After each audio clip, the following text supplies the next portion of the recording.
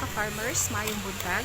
Habang ako ay nagpapakain sa aming alagang manok at pabo, sumilip ako sa aming munting nursery.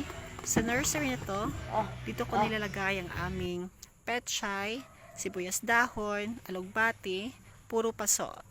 At sakto, may tumubo pa lang kudyapa. Isa itong uri ng spinach, kaso nga lang mas marami itong tinik. Yung malalaking dahon at walang tinik, ang tawag sa amin naman ay kulitis.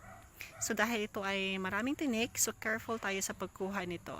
Sa mga nagtatanong kung anong lasa, kalasa nito ang petchay, kaso nga lang medyo mas lighter ang flavor. Ito ay masustansya, so pag kayo ay may nakita sa inyong paligid na kudyapa, masarap itong ihalo sa lauoy, ginataan, at iba pa. So atin munang hihimayin, piliin natin yung batang dahon, kasi yung magulang na dahon medyo mapait na yung lasa. At sakto, may naglako kanina na preskong isda, bumili kami ng 3 pirasong matambaka worth 45 pesos. At ilagay natin ang ating tanglad, luya, kamatis, at yung preskong matambaka.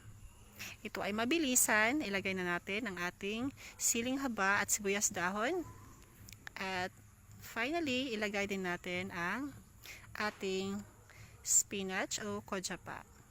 And if you like this video guys, please follow and share. Daghang salamat!